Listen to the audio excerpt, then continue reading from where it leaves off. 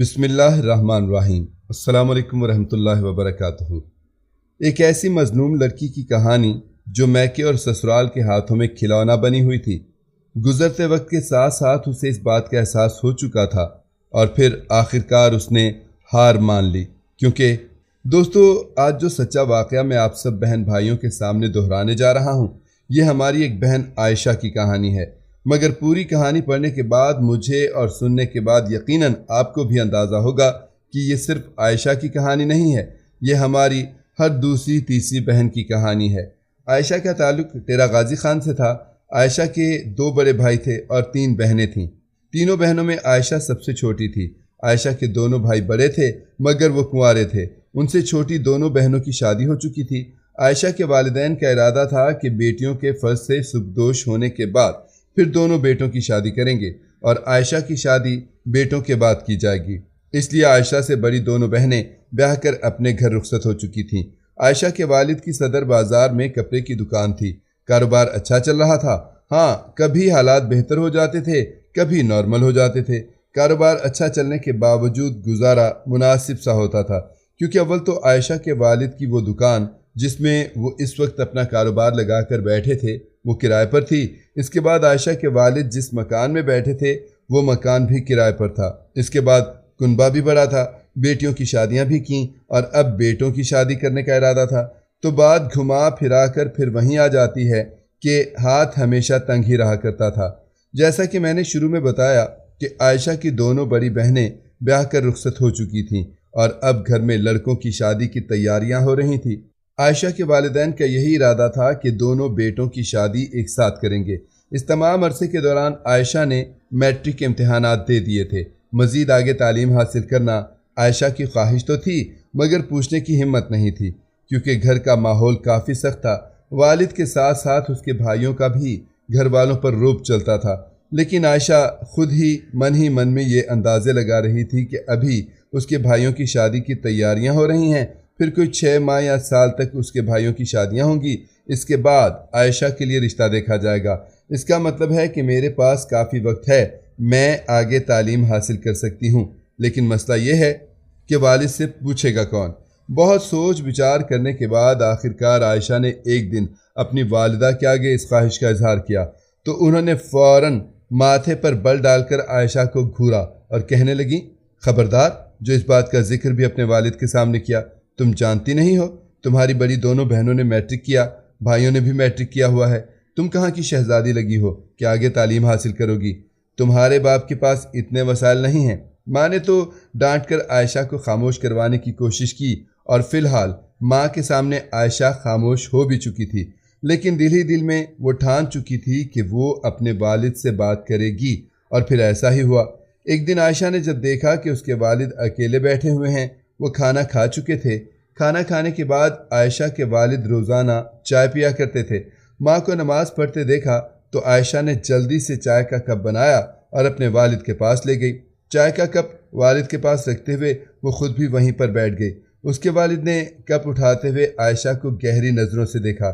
باپ تھا، چہرہ دیکھ کر ہی جان چکے تھے کہ عائشہ کے من میں کوئی بات ہے۔ چائے کا گھونٹ بھرتے ہوئے کہنے لگے، ہاں کہو، کیا بات ہے؟ عائشہ نے دھیمی آواز میں کہا، ابا، میں آگے پڑھنا چاہتی ہوں، کالج میں داخلہ لے لوں؟ عائشہ کے والد کچھ دیر پرسوچ نگاہوں سے اس کی طرف دیکھتے رہے، پھر کہنے لگے، کیا کرو گی آگے پڑھ کر؟ ویسے بھی اتنے وسائل نہیں ہیں میرے پاس۔ تبھی عائشہ جلدی سے کہنے لگی، ابا، میں وعدہ کرتی ہوں میں بھی آپ کی مدد کروں گی، میں ٹیوشن پڑھانا شروع کر دوں گی یا کپڑے سلائی کیا کروں گی۔ لیکن ابا، آپ تو جانتے ہیں اب میں فارغ ہوں تو ہر وقت فارغ رہ کر میں بور ہو جاتی ہوں۔ اچھا ہے کچھ پڑھ ہی لوں، میں آپ کا ہاتھ بٹاؤں گی، میں اپنی تعلیم کا زیادہ خرچ خود اٹھا لوں گی۔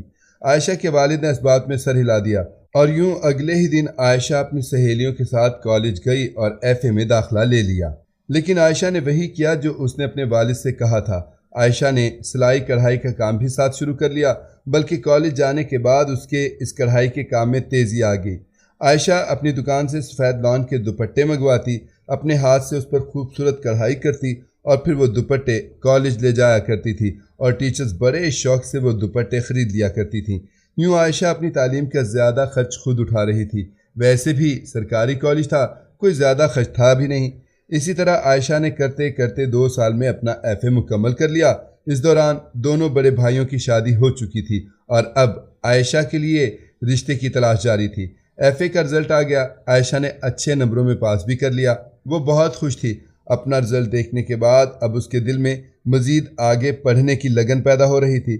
اس نے اپنے والد کو رزلٹ دکھایا، وہ بھی خوش ہوئے۔ عائشہ نے ساتھ ہی مزید پڑھنے کی خواہش کا اظہار بھی کر دیا۔ عائشہ کے والد نے فوراً ماتھے پر بل ڈالے اور کہا، بس بہت ہو گیا، اتنا پڑھ کے کیا کرو گی؟ عائشہ نے پھر منت بھرے لہجے میں کہا، ابا میں وعدہ کرتی ہوں اس بار آپ کو 1 روپیہ نہیں دینا پڑے گا، میں خود سارا خرچہ اٹھاؤں گی۔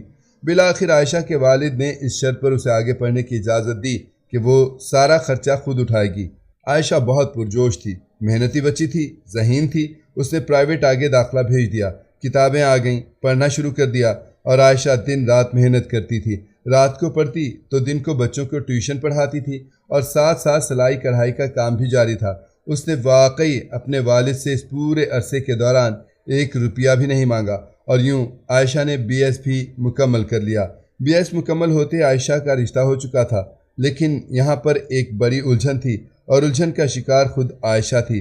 وہ اس لیے کہ عائشہ کا رشتہ جس لڑکے سے ہوا تھا وہ صرف 5 جماعتیں پاس تھا، لیکن وہ لڑکا عمان میں کسی فیکٹری میں مزدوری کرتا تھا جہاں اس کی اچھی تنخواہ تھی۔ اور یہ لڑکا کون تھا اور یہ رشتہ کیسے ہوا؟ عائشہ کے والد جس دکان میں کرائے پر بیٹھے تھے یہ اس دکان کے مالک کا بیٹا تھا۔ عائشہ کے والد ایک دن جب دکان سے رات کو گھر واپس آئے تو انہوں نے مٹھائی کا ڈبہ گھر والوں کے سامنے رکھتے ہوئے بتایا کہ میں عائشہ کا رشتہ طے کر آیا ہوں۔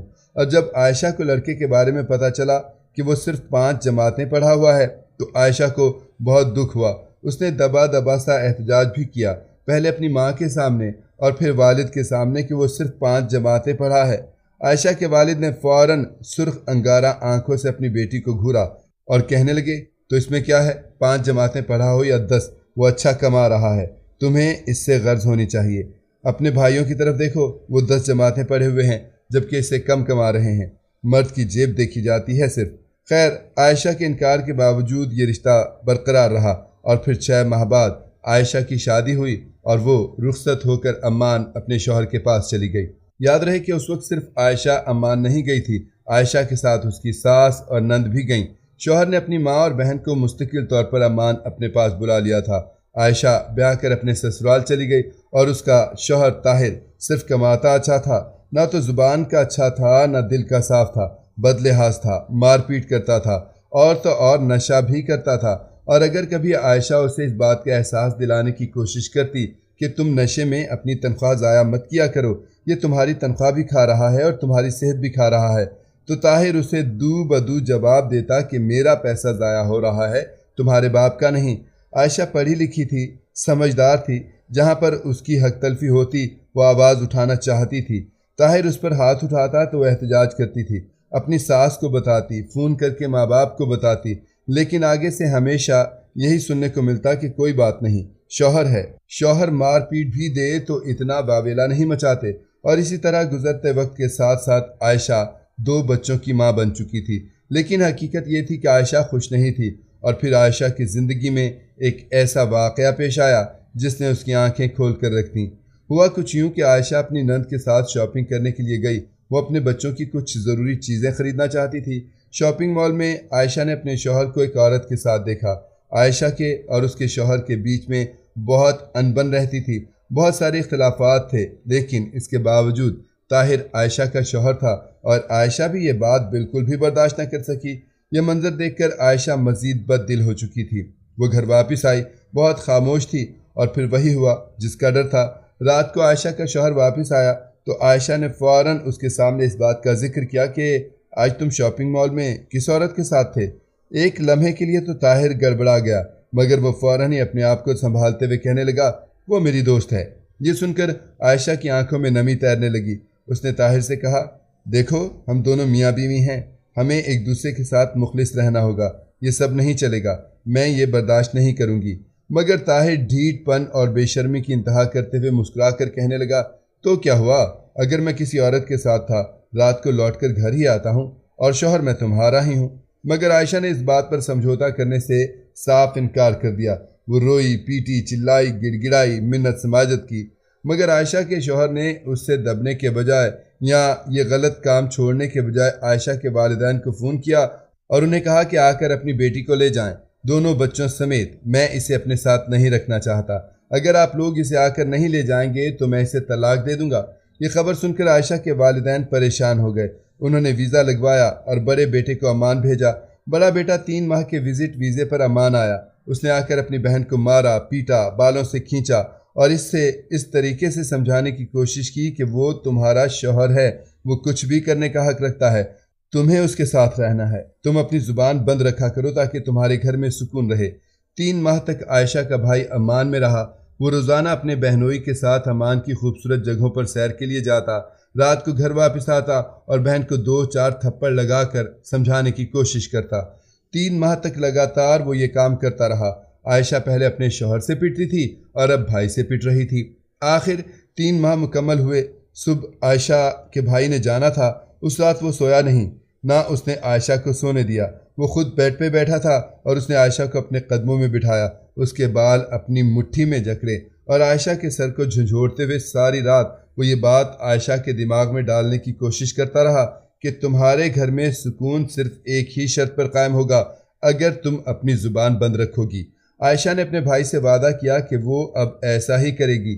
عائشہ کا بھائی صبح رخصت ہو گیا، اب عائشہ خاموش ہو چکی تھی، وہ جان چکی تھی کہ اس بات کی کوئی اہمیت نہیں ہے کہ وہ کیا چاہتی ہے، یہ بات اہمیت رکھتی ہے کہ اس کے گھر والے اور سسرال والے کیا چاہتے ہیں۔